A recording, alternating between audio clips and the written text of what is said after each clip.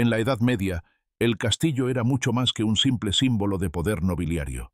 Era un mecanismo de defensa vital que se interponía entre los asediados y un ejército hambriento.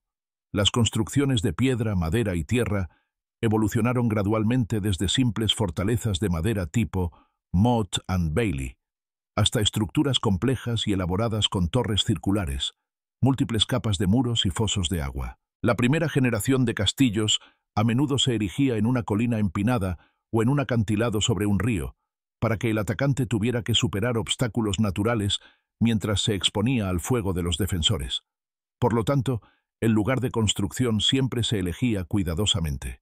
En épocas posteriores, los castillos también se construyeron en puntos estratégicos, como cruces de rutas comerciales o vados de ríos, para ser no solo una fortaleza, sino también un centro de poder y control del flujo de mercancías. Para perfeccionar su defensa, los castillos evolucionaron gracias al entendimiento de que un muro alto no era suficiente.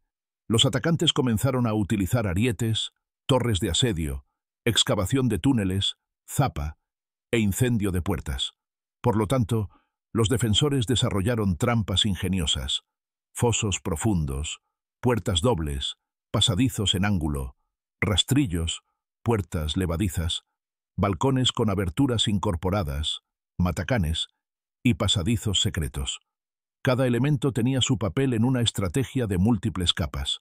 Generalmente, el objetivo era ralentizar al atacante, exponerlo al fuego o forzarlo a entrar en un terreno desfavorable donde perdía su ventaja. Según los cronistas del siglo XIII, ya entonces aparecían fortificaciones concéntricas, dobles y triples anillos de muros y fosos alrededor del núcleo del castillo. Tras superar un obstáculo, al enemigo le esperaba uno nuevo, a menudo aún más temible. Nuestro recorrido será una narración sobre 15 trampas ocultas, que no son evidentes a primera vista en un castillo, pero que decidían sobre la vida y la muerte. Viajaremos desde el foso de agua, a través del puente levadizo y la oscura puerta, hasta el pasadizo secreto que desemboca en el bosque. Mostraremos que la defensa no era solo cuestión de fuerza bruta, también residía en la psicología, el engaño y el uso de la tendencia humana al pánico. En este video descubrirán por qué se inventaron las trampas, cómo diferían según las regiones y épocas, y cómo su legado se proyecta en el mundo actual de la seguridad. En un momento, revelaremos cómo incluso el simple barro en el foso podía destruir un ejército. El desarrollo de los castillos estuvo estrechamente ligado al concepto de Motte and Bailey, mota y patio. El término Motte designa la colina de tierra artificial sobre la cual se erigía una torre de madera o piedra, y Bailey designa el patio cercado donde se encontraban los edificios económicos y artesanos. En este Bailey solían estar las herrerías, establos, cocinas y almacenes. Si los atacantes superaban el muro, se encontraban en un espacio abierto, desde donde les caía un fuego devastador desde las torres y los muros. Algunos castillos tenían varios Baileys internos y externos. En caso de amenaza, encontraban refugio en ellos los campesinos, el ganado y provisiones para meses. Esto demuestra que el castillo no era solo una fortaleza, era también una comunidad y un centro logístico, lo cual se reflejaba en sus elementos defensivos. El siguiente paso evolutivo fue el perfeccionamiento de las torres.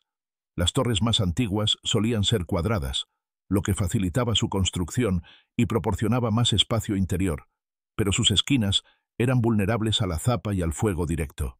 La solución contraria fueron las torres redondas, drum towers, cuyos muros curvos desviaban mejor los proyectiles y no tenían esquinas que se pudieran socavar.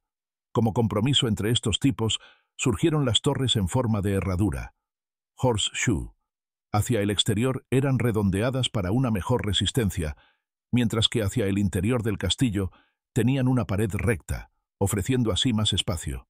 La elección de la forma de la torre, por lo tanto, se basaba en un equilibrio entre comodidad y defensa. En el centro del castillo se encontraba el llamado keep, o donjon, torre del homenaje, una robusta torre de piedra que servía como último refugio.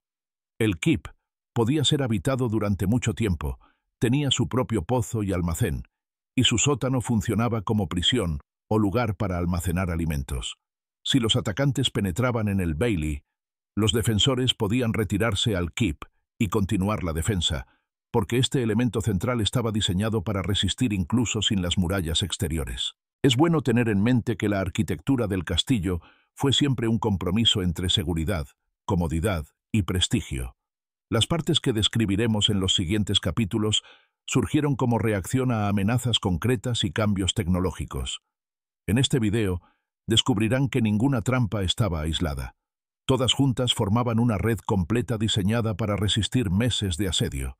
Continuemos ahora hacia la primera trampa, donde incluso elementos naturales aparentemente inocentes estaban armados para la defensa. La mayoría de los visitantes imagina el foso de agua, Moat, como una pintoresca muralla de agua tranquila donde se reflejan las torres. En realidad, el foso era un obstáculo brutal que debía disuadir a cualquiera que se atreviera a acercarse a la muralla. El foso podía estar seco o lleno de agua. Los fosos secos, conocidos desde los primeros castros o fortificaciones urbanas, eran profundas excavaciones de tierra rodeadas de terraplenes apilados. Sin embargo, al llenar el foso con agua, esta defensa se convirtió en un arma de doble filo. Los fosos dificultaban el uso de máquinas de asedio y permitían a los defensores socavar los puentes de los atacantes. En algunos casos, como en el castillo de Caerphilly, el castillo estaba rodeado por dos lagos artificiales, convirtiéndose así en una isla accesible solo a través de puentes. El mayor mito es la idea de que el foso siempre era profundo y estaba lleno de agua.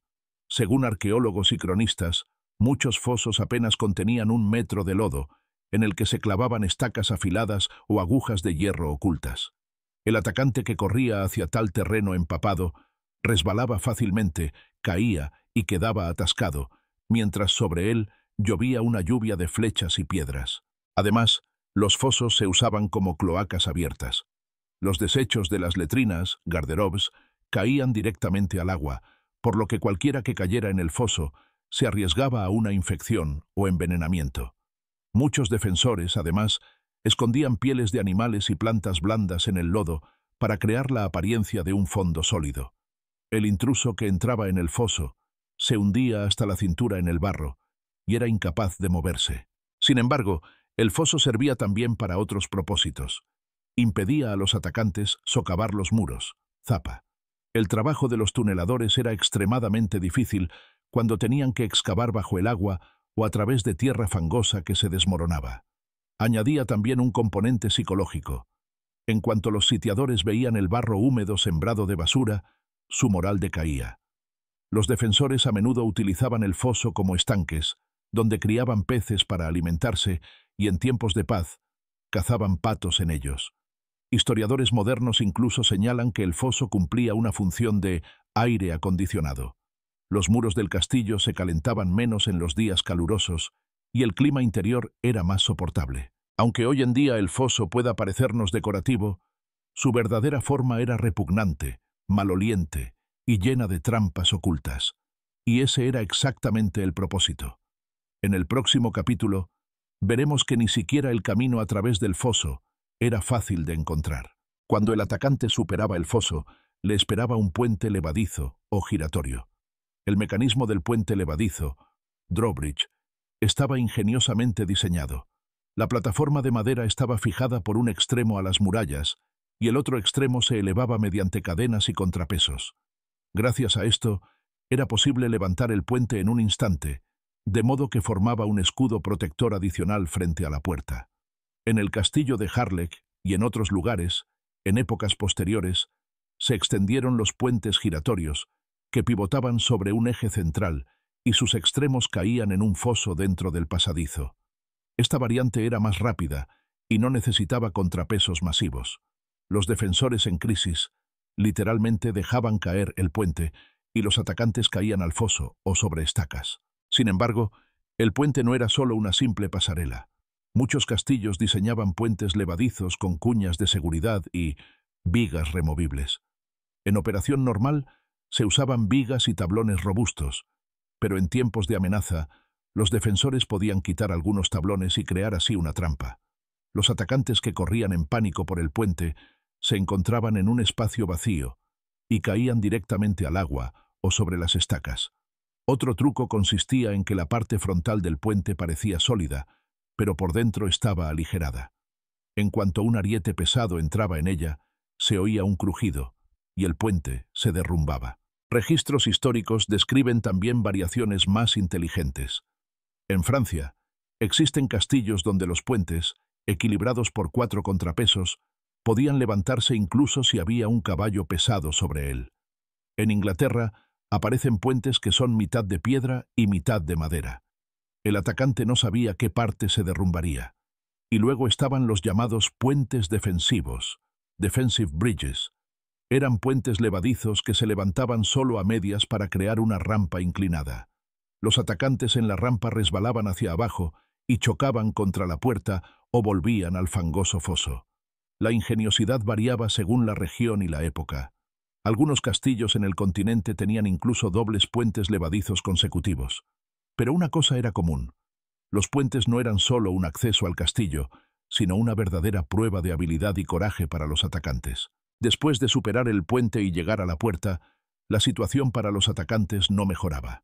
Les esperaba otra trampa desconcertante: los pasadizos en ángulo, bent entrances. Sobre lo tortuosos que eran estas entradas largas y sinuosas, hablaremos en un momento. La puerta principal era el punto más débil de la fortificación. Debía ser lo suficientemente grande para carros y personas, pero precisamente por eso ofrecía una brecha potencial. Para reforzarla, los defensores construían una barbacana, barbican, que era una pequeña fortaleza separada o un túnel que conducía a los atacantes a un corredor mortal. La entrada a menudo se doblaba en forma de L o S, para que los arietes no pudieran coger velocidad y los jinetes tuvieran que desmontar. Este bent entrance, entrada en ángulo, se desarrolló especialmente en los castillos de los cruzados, donde un corredor estrecho y curvo ralentizaba a los jinetes atacantes e impedía el uso de escaleras largas. La barbacana era más que un simple pasillo. Sus paredes estaban llenas de aspilleras, arrow loops y agujeros asesinos, murder holes, por los que llovía una lluvia de proyectiles. Recordaba a un laberinto. El atacante se encontraba entre dos muros, que a veces se ensanchaban y otras se estrechaban, para alterar su ritmo. En Warwick, el intruso tenía que pasar por varias puertas. Cada una de ellas podía cerrarse con un rastrillo, portcullis, y todo el grupo de atacantes quedaba atrapado. Además, los atacantes no sabían si la puerta conducía al castillo o a un callejón sin salida. Los defensores podían elegir qué camino abrir y enviar así a los intrusos a una muerte segura. El impacto psicológico de las entradas en ángulo era invaluable. El espacio oscuro, estrecho y sinuoso resultaba opresivo. El silbido de las flechas desde aspilleras invisibles multiplicaba el miedo. Los atacantes no podían ponerse uno al lado del otro para apoyarse. Cada uno iba solo, y se convertía en un blanco fácil. Según testimonios del asedio del castillo sirio Crac de Chevaliers, los atacantes tenían que girar sus escudos y arietes para pasar por la entrada curva. Y justo en ese momento, los defensores les arrojaban arena caliente y piedras. Este detalle demuestra cuán importante era la combinación de un obstáculo arquitectónico y un ataque desde arriba. Y por si fuera poco, al final del corredor esperaba una reja levadiza que convertía la retirada en una trampa mortal. En un momento nos trasladaremos precisamente a esta reja, el portcullis, que podía convertir el pasadizo en una masacre en segundos. El portcullis, en español rastrillo o puerta rastrera, era un marco masivo de madera y hierro, reforzado con barras de metal y terminado en puntas afiladas. El origen de la palabra se remonta al francés porte coulissante, es decir, puerta corrediza. La reja se movía en guías verticales talladas en la piedra. En tiempos de paz, estaba levantada en un nicho sobre el pasadizo. En tiempos de crisis, se bajaba mediante poleas y contrapesos. Sus puntas se clavaban en el suelo, bloqueando así las puertas e impidiendo el uso de arietes y la zapa. Muchos castillos tenían 2, o incluso 3, portcullis. Cuando los atacantes pasaban el primero, los defensores bajaban rápidamente el siguiente y luego también el primero, de modo que los intrusos quedaban atrapados en un espacio estrecho. Este tramo, además, estaba bajo un techo con agujeros asesinos, murder holes. Los defensores arrojaban piedras, vertían agua hirviendo, o esparcían arena caliente. En algunos lugares, caía también una trampa de vigas con estacas afiladas que convertía al enemigo en un erizo humano. Esta táctica demostraba que el portcullis no era solo una barrera, sino parte de una trampa elaborada que requería la coordinación de la guarnición. El portcullis también se utilizaba para controlar a comerciantes y visitantes. Los defensores veían a través de la reja quién llegaba y podían recibir mensajes o cobrar peajes sin abrir la puerta por completo. A veces servía como primera red en el proceso de control. Para los viajeros, la reja se levantaba solo lo suficiente para que pasaran de uno en uno, mientras que los carros más grandes tenían que esperar. En el pánico del asedio, la reja se bajaba soltando bruscamente los contrapesos. Existen registros de que algunos portcullis eran tan pesados que, al caer, sus puntas se clavaban profundamente en la piedra y la reja luego no se podía levantar hasta que terminaba el ataque. El portcullis podía estar equipado con pequeñas puertas laterales, sallyports, para rápidas salidas de la guarnición, y algunos castillos tenían además rejas corredizas horizontales. Estas se deslizaban desde el muro y permitían abrir la puerta para los soldados propios, mientras los atacantes permanecían atrapados entre las rejas. Desde el punto de vista arquitectónico, el portcullis era una obra maestra. Debía estar precisamente equilibrado para poder manipular su peso y tenía mecanismos de seguridad que impedían caídas accidentales. En la siguiente parte, veremos qué sucedía cuando los atacantes quedaban atrapados entre las rejas. Allí les esperaba uno de los horrores peores: los agujeros asesinos.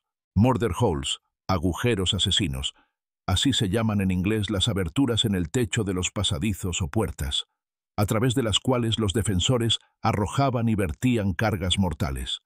El término francés meurtrier, matacanes, lleva en sí la palabra asesinato, lo que describe su propósito. Las aberturas eran a menudo pequeñas y circulares, pero su fuerza residía en la energía acumulada. En el espacio atrapado entre dos portcullis se arrojaban piedras, se vertían cubos de agua hirviendo, arena caliente, cal o incluso carbones encendidos. Los atacantes con armadura de placas no podían defenderse. El líquido caliente se filtraba por las rendijas de la armadura y causaba quemaduras. La cal y la arena, a su vez, penetraban bajo los yelmos y provocaban ceguera. Los guerreros se apretujaban en el estrecho espacio y el pánico escalaba, lo que aumentaba la efectividad de la defensa. Los historiadores a menudo se preguntan si los defensores realmente usaban aceite hirviendo. Según los investigadores modernos, generalmente no era así. El aceite era caro, y mantenerlo hirviendo en la cocina durante un asedio sería problemático. Mucho más comunes eran el agua caliente, la arena, las piedras e incluso carne podrida o brea. Estas sustancias eran fáciles de conseguir e igualmente eficaces. Algunos informes indican que los defensores también arrojaban animales muertos o cuerpos humanos para desmoralizar a los atacantes y propagar infecciones. Sin embargo, los murder holes no se limitaban solo a las puertas. A menudo se encontraban también en el techo de los pasillos del castillo que conectaban una parte del castillo con otra. Los defensores los utilizaban para maniobras defensivas en caso de que los intrusos lograran entrar de alguna manera. Estos agujeros eran muy difíciles de detectar. El techo podía parecer liso, hasta que desde él caía una lluvia de proyectiles mortales. El uso de los murder holes requería una coordinación perfecta. La guarnición debía tener listas reservas de piedras y saber cuándo atraer la atención de los atacantes a la zona correcta. En el siguiente paso, veremos a sus parientes cercanos, los matacanes, machicolations. En este video, descubrirán por qué estos balcones de piedra con aberturas son diferentes por fuera y por dentro, y cómo de un elemento defensivo se convirtieron en un símbolo decorativo de la arquitectura medieval. Un matacán, machicolation, parece un pequeño balcón que sobresale del muro, con aberturas en el suelo. Surgieron como reemplazo de los cadalsos, hoardings, de madera temporales, y al principio estaban formados por plataformas de madera con aberturas, por las cuales los defensores vertían agua sobre los fuegos encendidos en la base del muro. El nombre probablemente proviene de las palabras francesas macher, aplastar, y col, cuello. Se trataba, pues, de aplastacuellos. Cuando la propagación del fuego se convirtió en el principal problema, los defensores necesitaron llevar agua directamente al foco. Por eso construyeron balcones salientes con aberturas. Por ellas vertían agua, y más tarde también arrojaban piedras, flechas e incluso cuerpos. A medida que avanzó la tecnología de construcción, los matacanes comenzaron a construirse en piedra y se convirtieron en una parte permanente del muro o la torre. A diferencia de los murder holes, que están tallados en el techo, los matacanes sobresalen del muro. Los defensores, de pie tras las almenas, podían arrojar o verter proyectiles a través de las aberturas sobre los atacantes que estaban debajo. Los constructores situaban los matacanes sobre puntos débiles, sobre las puertas, en las esquinas de las torres o en lugares susceptibles de ser socavados. De este modo, se convirtieron en una señal de advertencia claramente visible. Pocos se atrevían a colocar un ariete cuando desde arriba sobresalía un balcón de piedra con aberturas. Un fenómeno interesante son los falsos matacanes. En la Baja Edad Media y principios de la Edad Moderna, la técnica de asedio era menos común, pero los propietarios de castillos aún deseaban que su residencia pareciera imponente. Por eso, en muchos palacios apareció un ornamento en forma de matacán, que sin embargo era meramente decorativo y no tenía ninguna abertura. Estos Fox Machicolations daban al edificio un aspecto bélico sin cumplir una función defensiva. Una tendencia similar vemos hoy. Réplicas de castillos y parques de atracciones, como Disneylandia, tienen voladizos similares a matacanes para un efecto estético. Sin embargo, los verdaderos matacanes en la Edad Media representaban un dispositivo mortal que combinaba la función de balcón, aspillera y extinción de incendios. En un momento, sin embargo, veremos balcones más pequeños, pero igualmente misteriosos, las bretèches. Estas prominencias a menudo se confundían con letrinas, pero servían a un propósito completamente diferente. Una bretèche, en checo, bratich o bratrice, era una consola de piedra o madera que sobresalía del muro, parecida a una pequeña habitación. A diferencia de las garderobes, letrinas, cuyos desechos caían al exterior, la bretèche tenía una abertura en el suelo destinada a la defensa. Generalmente se encontraba directamente sobre una puerta u otro punto débil y servía para arrojar piedras, agua caliente o arena sobre el enemigo que estaba justo en la entrada. Gracias a esto, los defensores podían proteger la entrada sin tener que inclinarse sobre las almenas y, al mismo tiempo, estaban cubiertos por las paredes de esta pequeña prominencia. A primera vista, la bretèche se parecía a una letrina, pero no era tan profunda y tenía una ventana más ancha hacia el patio. Algunos castillos tenían bretèches, con pequeñas aspilleras a los lados, gracias a las cuales los defensores podían disparar flechas hacia los lados y hacia abajo. Las bretèches se podían construir rápidamente con madera y revestir con pieles de animales mojadas para resistir el fuego, o los constructores podían erigirlas en piedra como parte permanente de la torre o puerta. En caso de asedio, la bretèche a menudo se combinaba con el portcullis. Mientras los atacantes estaban atrapados, los defensores arrojaban proyectiles desde la bretèche y vertían líquidos calientes desde los murder holes. En las excavaciones arqueológicas, algunas bretèches se han confundido con garderobes. Esto atestigua cuán efectivo era su camuflaje. El enemigo difícilmente podía saber si se trataba de una letrina, que es un punto débil, o de un puesto defensivo. Las bretèches también muestran cuán importante era la defensa vertical. Cada vez que un atacante se acercaba al muro, tenía que temer no solo el fuego horizontal, sino también un golpe desde arriba. Y es precisamente desde arriba que en la siguiente parte encontraremos otro tipo de defensa: las construcciones temporales de madera llamadas hoardings, cadalsos, que se erigían rápidamente en tiempos de amenaza. Los hoardings, cadalsos o galerías defensivas eran galerías de madera temporales sujetas a la cara exterior de la muralla, que permitían a los defensores disparar y arrojar proyectiles directamente hacia abajo. Se fijaban mediante los llamados putlock holes, mechinales, agujeros en el muro en los que se insertaban vigas de madera.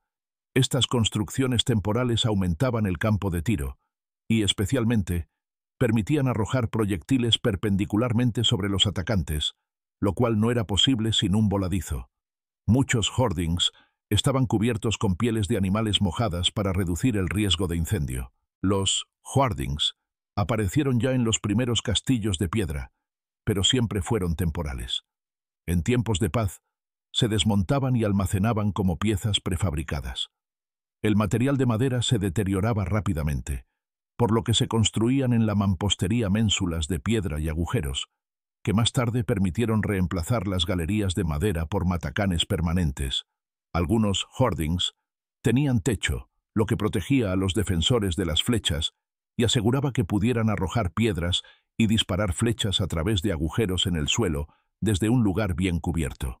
Es interesante que los arqueólogos hayan encontrado clavos y ménsulas de hoardings en muchas ruinas, aunque la estructura en sí no se ha conservado. En el castillo de Caerphilly, por ejemplo, se conserva una parte reconstruida de un hoarding, que permite a los visitantes comprender cuán estrecho y, al mismo tiempo, amenazante era este puesto. El hoarding es un hermoso ejemplo de construcción temporal que en tiempos de guerra se transformaba en una galería mortal, mientras que en tiempos de paz desaparecía para que el castillo pareciera más civilizado. En un momento, mostraremos cómo los defensores lidiaban con el ataque al muro mismo y qué inventaron para que los proyectiles rebotaran hacia los atacantes. A primera vista, el zócalo inclinado al pie de algunos muros de castillo no merece atención. Se trata del talud, talus, también llamado glacis o bater, es decir, la parte inclinada del muro que ensancha la base y dificulta el ataque. La función de este elemento es doble. Por un lado, impide el uso exitoso de escaleras y torres de asedio, ya que sus rampas de desembarco no se apoyan bien en el muro debido a la inclinación. Por otro lado, refuerza la estructura contra la zapa, excavación de túneles. La superficie inclinada distribuye la energía del impacto en una base más amplia y evita el colapso. Otro truco del talud es la capacidad de desviar las piedras que caen. Una piedra arrojada desde un matacán rebotará en el muro inclinado hacia un lado y golpeará a los atacantes que están junto al muro. Esta innovación se usó ampliamente en las fortalezas medievales tardías, especialmente en los castillos de los cruzados, donde el asedio era un fenómeno común. En la India, bajo la influencia de la arquitectura islámica, aparecen taludes extremadamente altos, que servían también como protección contra el fuego de artillería. Con la llegada de las armas de fuego y los cañones, el talud a menudo se rellenaba con tierra y piedras para absorber la fuerza del proyectil. El concepto de cimientos inclinados se sigue utilizando hoy en día en algunas estructuras defensivas y presas. Es un principio simple pero efectivo. Lo que no puede sostenerse recto debe apoyarse. En un momento, nos centraremos en cómo los defensores mejoraron su ataque horizontal, las estrechas aberturas en los muros, que en checo llamamos aspilleras. Las aspilleras, strilny o arrow slits, son estrechas aberturas verticales en el muro que permiten a los defensores disparar hacia afuera, pero desde fuera es difícil alcanzar al tirador. Una simple aspillera vertical tiene un ensanchamiento en el lado interior del muro, llamado embrasure, derrame, para que el tirador pueda mover el arco hacia los lados y obtener un amplio campo de visión. Sin embargo, el desarrollo llevó a las aspilleras cruciformes, cross-shaped arrow loops. Estas tenían una abertura horizontal y otra vertical, y permitían disparar tanto con arco como con ballesta. La abertura horizontal mejoraba la puntería con la ballesta, que disparaba virotes horizontalmente, mientras que la parte vertical servía para los arqueros. En algunos castillos, las aspilleras se ensanchaban en forma de cola de pez, fishtail, lo que mejoraba la vista de la base del muro. En otros, se combinaban con las almenas de tal manera que los defensores podían correr entre los parapetos y las aspilleras sin exponerse. En el lado interior de la aspillera, a menudo había un banco en el que el tirador podía descansar y apuntar, lo que aumentaba la estabilidad del disparo. Muchas aspilleras estaban diseñadas asimétricamente.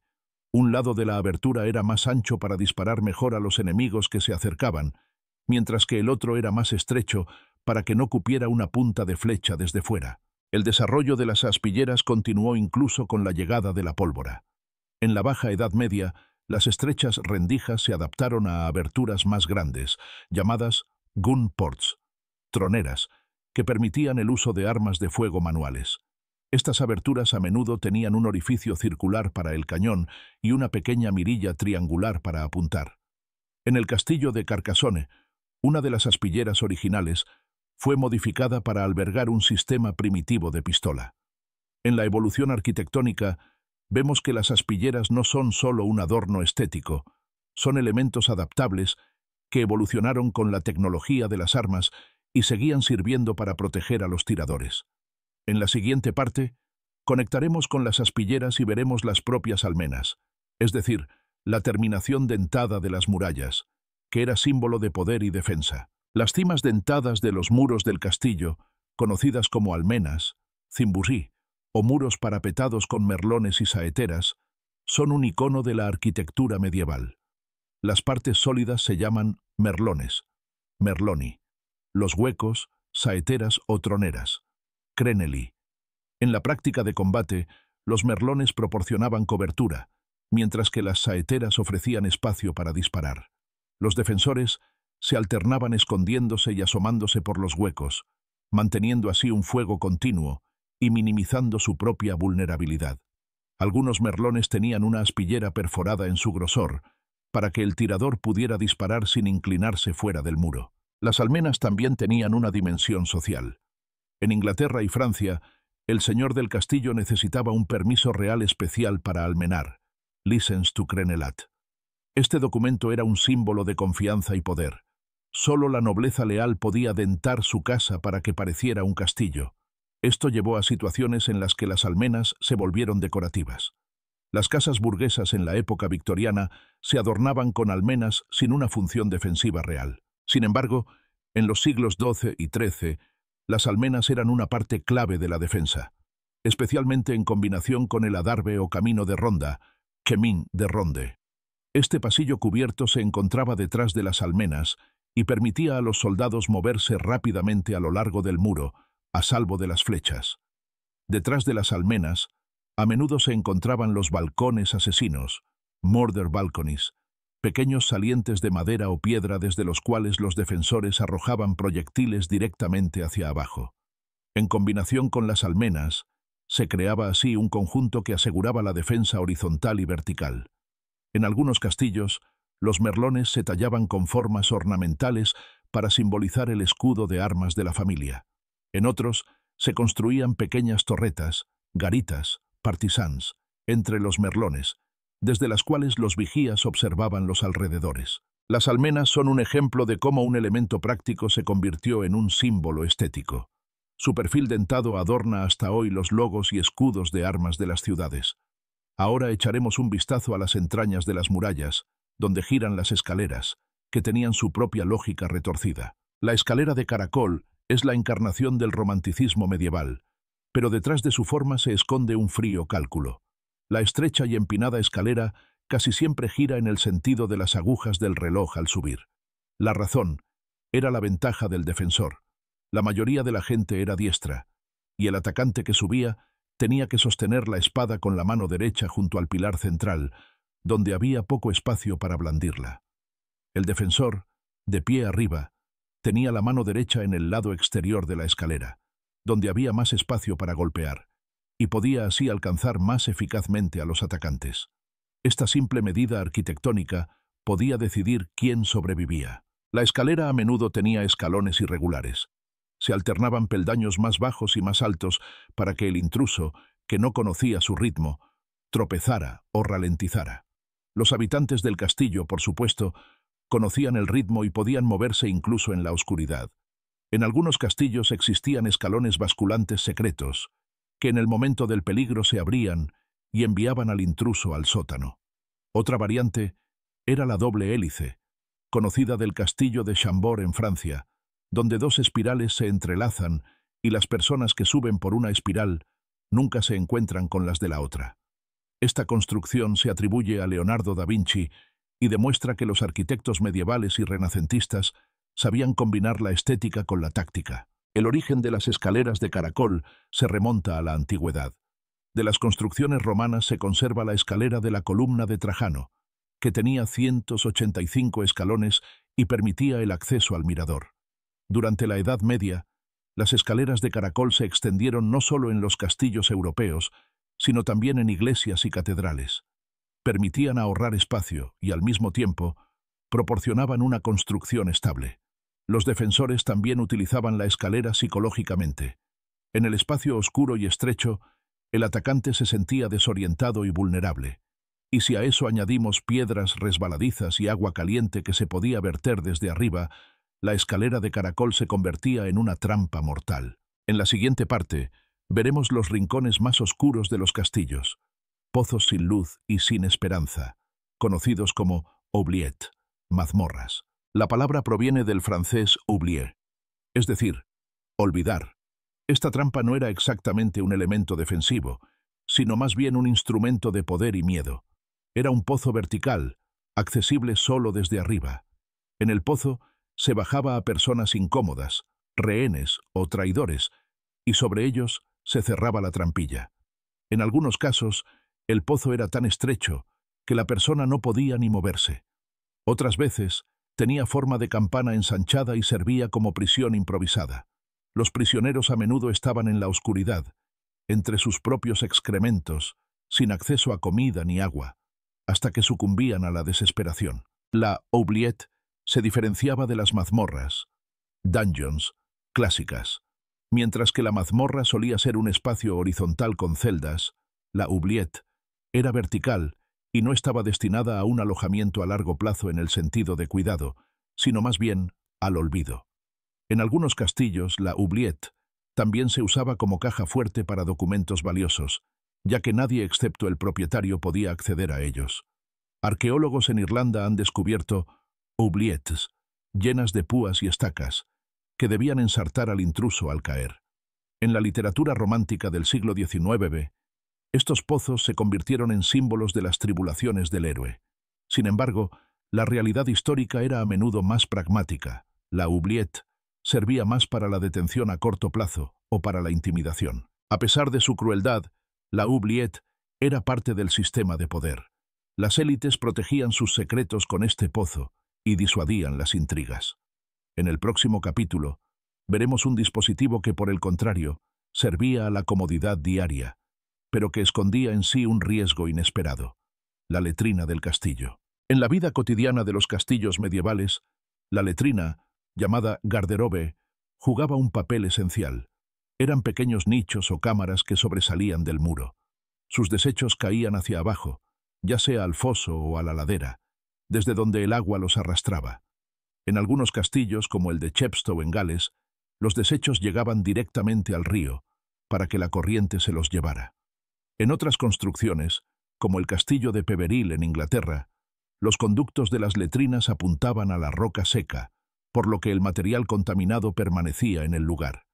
El diseño difería según la disponibilidad de agua y el terreno. Los retretes medievales a menudo estaban conectados en capas. En el castillo de Coity en Gales, había 3 pisos de letrinas cuyos desechos se recogían en un solo pozo. En grandes castillos como Dover, había letrinas en el vestíbulo, en una esquina del gran salón y en las cámaras privadas, para que el señor del castillo no tuviera que ir lejos. Algunos conductos de letrina tenían soportes de piedra para que no se derrumbaran con el viento. Según un episodio mundialmente famoso de 1204, los soldados franceses penetraron en el castillo inglés de Château Gaillard trepando por el conducto de una letrina y abrieron la puerta desde adentro. Después de este incidente, las letrinas comenzaron a fortificarse con rejas y muros.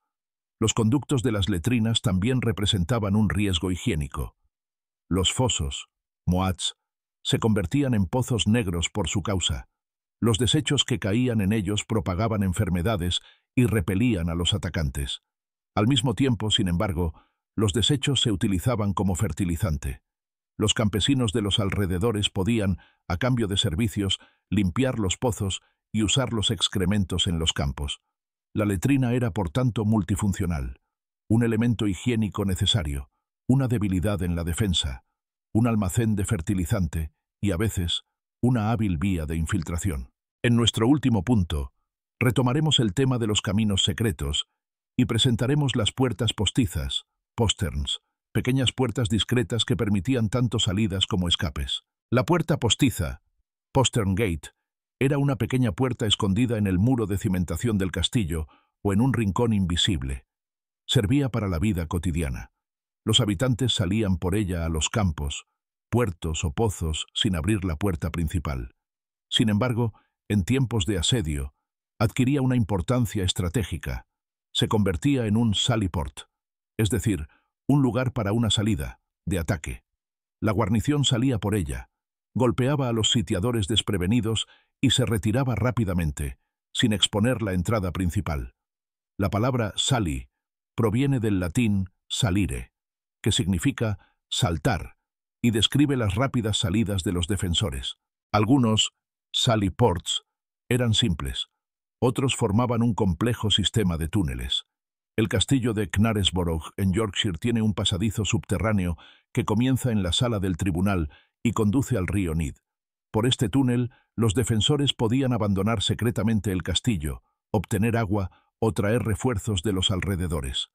Las puertas postizas también se encontraban en muchas murallas urbanas. Servían como rutas de escape para los habitantes o como un lugar por donde entraban suministros al castillo. Su discreción era clave. Si los atacantes encontraban la puerta, podían usarla, pero tenían que pasar por un pasadizo estrecho donde les esperaba una guardia preparada.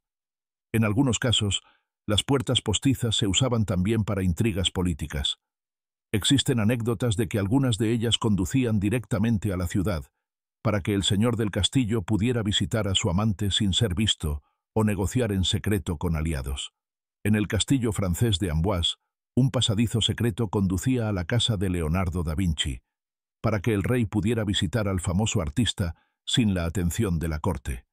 Estas historias demuestran que la puerta postiza no era solo un elemento militar, sino también un lugar donde ocurrían importantes eventos políticos y culturales. En cualquier caso, representaba una trampa y una oportunidad al mismo tiempo. El atacante no podía saber si la puerta era vulnerable o si detrás de ella había una unidad preparada. Nuestro viaje por las trampas ocultas nos ha revelado el fascinante mundo de la arquitectura de castillos medievales. Cada una de las 15 trampas que hemos explorado representa una conexión entre ingeniería, táctica psicológica y simbolismo cultural.